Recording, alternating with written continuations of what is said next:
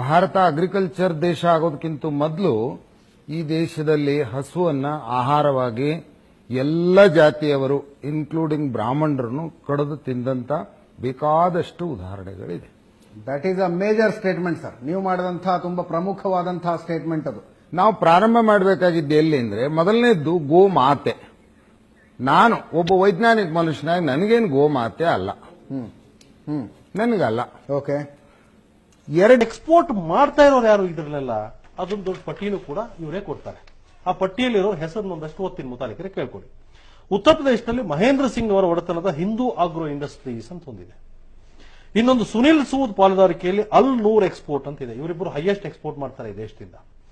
ಮೂರನೇದು ಸತೀಶ್ ಮತ್ತು ಅತುಲ್ ಸಬರ್ವಾಲ್ ಒಡೆತನದ್ದೊಂದು ಅಲ್ ಕಬೀರ್ ಎಕ್ಸ್ಪೋರ್ಟ್ ಅಂತ ಹೆಸರಿಟ್ಕೊಂಡಿದ್ದಾರೆ ಹೈದರಾಬಾದ್. ಓಕೆ, ಇನ್ನೊಂದು ಸುನಿಲ್ ಕಪೂರ್ ಅವರೊಂದು ಅರೇಬಿಯನ್ ಎಕ್ಸ್ಪೋರ್ಟ್ ಅಂತ ಇದೆ. ಇನ್ನೊಂದು ಮದನ್ ಅಬ್ಲೋಟ್ ಅವರದ್ದು MKR ಎಕ್ಸ್ಪೋರ್ಟ್ಸ್ ಅಂತ ಇದೆ. AS ಬಿಂದ್ರಾ ಅವರದೊಂದು PML ಎಕ್ಸ್ಪೋರ್ಟ್ ಅಂತ ಇದೆ. ಸಂಗೀತ್ ಸೋಮನ್ ಅವರು ಬಿಜೆಪಿ MLA ಅವರದ್ದು ಅಲ್ ದುವಾ ಫುಡ್ ಇಂಡಸ್ಟ್ರೀಸ್ ಅಂತಿದೆ. ಇವರೆಲ್ಲ ಯಾರು? ಇವ್ರ ಇಂಡಸ್ಟ್ರಿ ಮುಂದೆ ಯಾಕೆ ಪ್ರತಿಭಟನೆ ಮಾಡಲ್ಲ?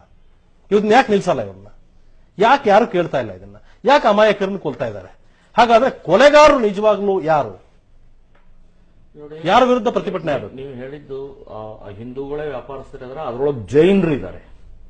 ಜೈನರ ಒಂದು ಇರುವೆ ಕೂಡ ಈ ಕಡೆ ಆ ಕಡೆ ಹೋದ್ರೆ ಹಿಂಗೆ ತುಳಿಬಾರ್ದು ಅಂತ ಹೇಳುವಂತವ್ರು ಇವತ್ತು ಜೈನರೇ ಅದನ್ನ, ಈಗ ಅಲ್ ಕಬೀರ್ ನೀವು ಹೇಳಿದ್ದು ಅವರು ಜೈನರೇ ಅದಕ್ಕೆ ಓನರ್ ಇದ್ದಾರೆ. ಪ್ರತಿನಿತ್ಯ ಸುಮಾರು ಒಂದು 5,000 ಹಸುಗಳನ್ನ ಆ ವಂಶವನ್ನ ಇದು ಮಾಡ್ತಾರೆ. ಅದರ ವಿರುದ್ಧ ಪ್ರತಿಭಟನೆ ಆಯ್ತು. ಸ್ನೇಹಿತರೆ, ನಿಮ್ಮ ಅಕ್ಷರ ಮೀಡಿಯಾ ಯಾವತ್ತಿಗೂ ಸಹ ಸೃಷ್ಟಿ ಮಾಡ್ತಾ ಇಲ್ಲ, ಕಲ್ಪನೆನೂ ಮಾಡ್ತಾ ಇಲ್ಲ. ತಪ್ಪು ದಾರಿಗೆ ಹೋಗ್ತಾ ಇರುವಂತವರನ್ನ ಎಚ್ಚರಿಸುವಂತಹ ಒಂದು ಕೆಲಸ ಜವಾಬ್ದಾರಿಯುತವಾದಂತಹ ಮಾಧ್ಯಮವಾಗಿ ನಾವು ಮಾಡ್ತಾ ಇದ್ದೇವೆ. ವಾಮನಾಚಾರ್ಯರವರು ಮಾತನಾಡ್ತಾ ಇರುವಂತಹ ವಿಡಿಯೋ ಇದು ಸೃಷ್ಟಿ ಅಲ್ಲ, ವಿಡಿಯೋ ಅಲ್ಲ. ಇದು ಪ್ರಮೋದ್ ಮುತಾಲಿಕ್ ಅವರು ಮಾತನಾಡಿರುವಂತಹ ವಿಡಿಯೋ, ಇದು ಸೃಷ್ಟಿ ಅಲ್ಲ. ಇದು ನೇರವಾಗಿ ಚಾನೆಲ್ ಅಲ್ಲಿ ಮಾತನಾಡಿರುವಂತದ್ದು. ವಾಮನಾಚಾರ್ಯರು ಭಾರತೀಯ ಜನತಾ ಪಕ್ಷದ ಪದಾಧಿಕಾರಿಯಾಗಿದ್ದಂಥವರು. ಅವ್ರು ಹೇಳ್ತಾರೆ, ಗೋಮಾಂಸವನ್ನ ಹಿಂದೆ ಬ್ರಾಹ್ಮಣರು ಸಹ ಭಕ್ಷ್ಯ ಮಾಡ್ತಿದ್ರು, ದಾಖಲೆ ಇದೆ. ಅವ್ರು ಹೇಳ್ತಾರೆ, ನಾನು ಗೋಮಾತೆಯನ್ನ ದೇವರು ಅಂತ ಅನ್ನೋದರ ಪ್ರಾಣಿ ಅಂತ ಹೇಳ್ತೀನಿ ಅಂತ ಹೇಳ್ತಾರೆ. ಪ್ರಮೋದ್ ಮುತಾಲಿಕ್ ಅವರು ಹೇಳ್ತಾರೆ, ಉತ್ತರ ಪ್ರದೇಶದಲ್ಲಿ ಅತಿ ಹೆಚ್ಚು ಗೋಮಾಂಸವನ್ನು ರಫ್ತು ಮಾಡ್ತಾ ಇರುವಂಥದ್ದು ಹಿಂದೂಗಳು ಅಂತ ಭಾರತೀಯ ಜನತಾ ಪಕ್ಷದವರು ಅಂತ ಹೇಳ್ತಾರೆ. ಈ ಸತ್ಯ ಏನು ಹೇಳ್ತಾ ಇದೆ? ಇವತ್ತು ನಾವು ಗೋಮಾತೆಯ ಹೆಸರಿನಲ್ಲಿ, ಹಿಂದೂ ಧರ್ಮದ ಹೆಸರಿನಲ್ಲಿ ಯಾವ ರೀತಿ ಮೂರ್ಖರನ್ನಾಗಿ ಮಾಡ್ತಾ ಇದ್ದಾರೆ, ನಾವು ಮೂರ್ಖರಾಗ್ತಾ ಇದ್ದೀವಿ ಅನ್ನೋದಕ್ಕೆ ಒಂದು ಸ್ಪಷ್ಟವಾದಂತಹ ವಿಡಿಯೋ ಇವುಗಳು.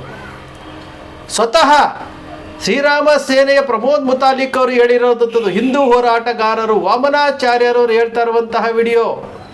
ಇದರ ಮಧ್ಯೆ ನಾವು ನೋಡ್ತಾ ಇದ್ದೇವೆ ವೋಟ್ ಬ್ಯಾಂಕ್ಗೋಸ್ಕರವಾಗಿ ಏನೆಲ್ಲ ಮಾತನಾಡ್ತಾ ಇದ್ದಾರೆ ಅಂತೇಳಿ.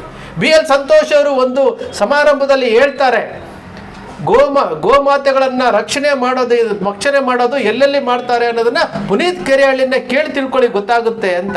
ಅಂದರೆ ವಾಮನಾಚಾರ್ಯರವರು ಹೇಳ್ತಾ ಇರುವಂತಹ ವಿಚಾರಕ್ಕೂ ಸಂತೋಷ್ ಅವರು ಹೇಳ್ತಾ ಇರುವಂತಹ ವಿಚಾರಗಳಿಗೂ ಯಾವ ರೀತಿ ಇದೆ ಅಂತಂದ್ರೆ, ಇದನ್ನ ಗೋ ಹತ್ಯೆಯನ್ನ ಇವರು ಜೀವಂತವಾಗಿಡಬೇಕು, ಆ ಇಶ್ಯೂವನ್ನು ಜೀವಂತವಾಗಿಡಬೇಕು. ನಮ್ಮ ದೇಶದ ಪ್ರಧಾನಮಂತ್ರಿಗಳು ಹೇಳಿರುವಂತಹ ವಿಡಿಯೋ, ಹಳೆ ವಿಡಿಯೋ. ಬೀಫ್ ಎಕ್ಸ್ಪೋರ್ಟ್ ಅಲ್ಲಿ ಭಾರತ ನಂಬರ್ 1 ಸ್ಥಾನದಲ್ಲಿದೆ. ಇದನ್ನ ಕೇಳಿದ್ರೆ ನಿಮಗೆ ಹೊಟ್ಟೆಯಲ್ಲಿ ಬೆಂಕಿ ಬೀಳಲ್ವಾ? ನನಗಂತೂ ಬೀಳುತ್ತೆ ಅಂತ ಹೇಳಿದ್ದಂತಹ ಇದೇ ನರೇಂದ್ರ ಮೋದಿ ಅವರ ವಿಡಿಯೋ. ಹಾಗಾದ್ರೆ ದೇಶದಿಂದ ವಿದೇಶಗಳಿಗೆ ರಫ್ತಾಗ್ತಾ ಇರುವಂತಹ ಗೋಮಾಂಸವನ್ನು ರಫ್ತು ಮಾಡ್ತಾ ಇದ್ದಾರಲ್ಲ, ಅದು ಯಾರು? ಹಾಗಾದ್ರೆ ಇದು ಸತ್ಯ ಅಲ್ವಾ?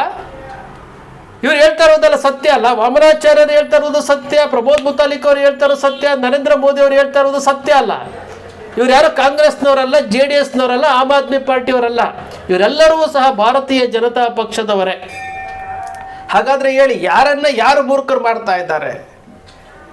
ಗೋಹತ್ಯೆ ನಿಷೇಧ ಪ್ರಧಾನಮಂತ್ರಿ ಆಗೋದಕ್ಕಿಂತ ಮುಂಚಿತವಾಗಿ ಇದೇ ನರೇಂದ್ರ ಮೋದಿ ಅವರು ಹೇಳ್ತಾರೆ, ಬೀಫ್ ಎಕ್ಸ್ಪೋರ್ಟ್ ನಲ್ಲಿ ಭಾರತ ನಂಬರ್ 1 ಸ್ಥಾನದಲ್ಲಿದೆ ಅಂತೇಳಿ. ಇವತ್ತಿಗೂ ಸಹ ಭಾರತ ನಂಬರ್ 1 ಸ್ಥಾನದಲ್ಲೇ ಬರ್ತಾ ಇದೆ.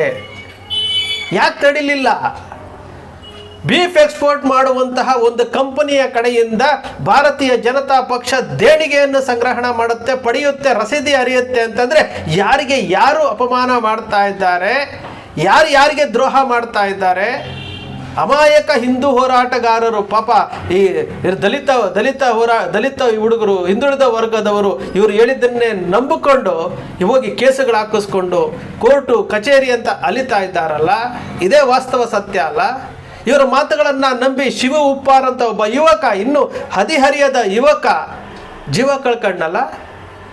ನಾವು ಮರ್ತು ಬಿಡ್ತೀವಿ. ಇವತ್ತು ಪುನೀತ್ ಕೆರೆಹಳ್ಳಿ ಏನು ನಾನು ಗೋ ವಂಶವನ್ನು ರಕ್ಷಣೆ ಮಾಡಿಬಿಡ್ತೀನಿ ಅಂತೇಳಿ, ಅಲ್ಲ ಸಾಧ್ಯನಾ? ಸರ್ಕಾರ ಮಾಡಬೇಕಾಗಿರುವಂತಹ ಕೆಲಸ ರೀ. ನರೇಂದ್ರ ಮೋದಿಯವರು ಮಾಡಬೇಕಾಗಿತ್ತು. ಬೀಫ್ ಎಕ್ಸ್ಪೋರ್ಟನ್ನು ಸಂಪೂರ್ಣವಾಗಿ ನಿಷೇಧ ಮಾಡಿದ್ದೀವಿ ಅಂತ ಹೇಳ್ಬೇಕಾಗಿತ್ತು. ಯೋಗಿ ಆದಿತ್ಯನಾಥ್ ಫ್ಯೂಚರ್ PM, ಉತ್ತರ ಪ್ರದೇಶದಿಂದಲೇ ಅತಿ ಹೆಚ್ಚು ಬೀಫ್ ಎಕ್ಸ್ಪೋರ್ಟ್ ಆಗ್ತಾ ಇರುವಂಥದ್ದು. ಯಾಕೆ ನಿಷೇಧ ಮಾಡಲಿಲ್ಲ ಅಲ್ಲಿ? ಯಾತಕ್ಕೆ ನಿಷೇಧ ಮಾಡಿಲ್ಲ? ಕೇರಳ ಬಗ್ಗೆ ಮಾತಾಡ್ತಾರೆ, ಉತ್ತರ ಪ್ರದೇಶ ಬಗ್ಗೆ ಮಾತಾಡಲ್ಲ, ಗೋವಾ ಬಗ್ಗೆ ಮಾತಾಡೋದಿಲ್ಲ. ಇವರು ಯಾವ ರೀತಿ ಬೇಕಾದರೂ ಬದಲಾವಣೆ ಆಗ್ತಾರೆ. ಇಡೀ ದೇಶವನ್ನು ಯಾವ ಹಂತಕ್ಕೆ ತೆಗೆದುಕೊಂಡು ಹೋಗ್ತಾ ಇದ್ದಾರೆ ನಾವು ಪ್ರಶ್ನೆ ಮಾಡಬೇಕಲ್ವಾ? ನಾನು ಹೇಳ್ತಾ ಇರುವಂತಹ ವಿಚಾರ, ಈ ಭಾರತೀಯ ಜನತಾ ಪಕ್ಷ ಮತ್ತು ಏನು ಇವರು ಮಾತನಾಡ್ತಾ ಇದ್ದಾರಲ್ಲ, ಅವರು ಮಾತನಾಡಬೇಕಾದ್ರೆ ಏನು ಮಾತನಾಡ್ತಾ ಇದ್ದಾರೆ, ಹಿಂದೂ ಧರ್ಮದ ಬಗ್ಗೆ ಆಗಲಿ ಗೋಮಾತೆಯ ಬಗ್ಗೆ ಆಗಲಿ ಮಾತನಾಡ್ತಾ ಇದ್ದಾರಲ್ಲ, ಒಂದು ಸರಿ ಕ್ರಾಸ್ ಚೆಕ್ ಮಾಡ್ಕೊಳ್ಳಿ. ನೀವು ಕ್ರಾಸ್ ಚೆಕ್ ಮಾಡ್ಕೊಳ್ಳಿ. ನಾವು ಹೇಳಿದ್ದೇ ಸತ್ಯ ಅಂತ ಹೋಗಬೇಡಿ, ಕ್ರಾಸ್ ಚೆಕ್ ಮಾಡ್ಕೊಳ್ಳಿ. ಇವಿಷ್ಟು ವಿಡಿಯೋಗಳನ್ನು ನಾವು ಪ್ಲೇ ಮಾಡಿದ್ದೀವಿ. ಈ ಪ್ಲೇ ಮಾಡಿ ಇದ್ರ ಬಗ್ಗೆ ನಾವು ವಿಚಾರವನ್ನು ಹೇಳ್ತಾ ಇರುವಂಥದ್ದು ತಪ್ಪಲ್ವಾ? ಅವ್ರು ಮಾಡ್ತಾ ಇರುವಂಥದ್ದು ನಿಜವಾಗ ಗೋವಂಶವನ್ನು ನೀವು ರಕ್ಷಣೆ ಮಾಡ್ತೀವಿ, ಗೋಹತ್ಯೆಯನ್ನು ನಿಷೇಧ ಮಾಡ್ತೀವಿ ಅಂತಂದರೆ ನರೇಂದ್ರ ಮೋದಿಯವರು ಮಾಡಬೇಕಾಗಿತ್ತಲ್ಲ, ಯಾತಕ್ಕೆ ಮಾಡ್ತಾ ಇಲ್ಲ? ಅಂದರೆ ಇವರಿಗೆ ಓಟಿಗೋಸ್ಕರವಾಗಿ ಜೀವಂತವಾಗಿಡಬೇಕು, ಇಶ್ಯೂಗಳನ್ನು ಜೀವಂತವಾಗಿಡಬೇಕು. ಪವಿತ್ರವಾದಂತಹ ಹಿಂದೂ ಧರ್ಮವನ್ನು ಇವರು ಬಳಸ್ಕೊಳ್ತಾ ಇದ್ದಾರೆ. ಪರಮ ಪವಿತ್ರವಾದಂತಹ ಹಿಂದೂ ಧರ್ಮವನ್ನು ಇವರು ಓಟಿಗೋಸ್ಕರ ಬಳಸ್ಕೊಳ್ತಾ ಇರುವುದು 100ಕ್ಕೆ 100% ಸತ್ಯ ಅಲ್ವಾ? ವಿಚಾರ ಮಾಡಿ. ಇದ್ಯಾವುದು ಸೃಷ್ಟಿ ಮಾಡೋದಿಲ್ಲ, ಕಲ್ಪನೆನೂ ಮಾಡ್ತಾ ಇಲ್ಲ. ಇವು ನಿಮ್ಮ ಕಣ್ಣು ಮುಂದೆ ಬಿಡ್ತಾ ಇರುವಂಥದ್ದು. ಇದರ ಬಗ್ಗೆ ಯಾವ ಮಾಧ್ಯಮಗಳು ಮಾತಾಡೋದಿಲ್ಲ, ಯಾಕಂದರೆ ಅವರಿಗೆಲ್ಲ ಪೇಮೆಂಟ್ ಆಗೋಗಿರುತ್ತೆ.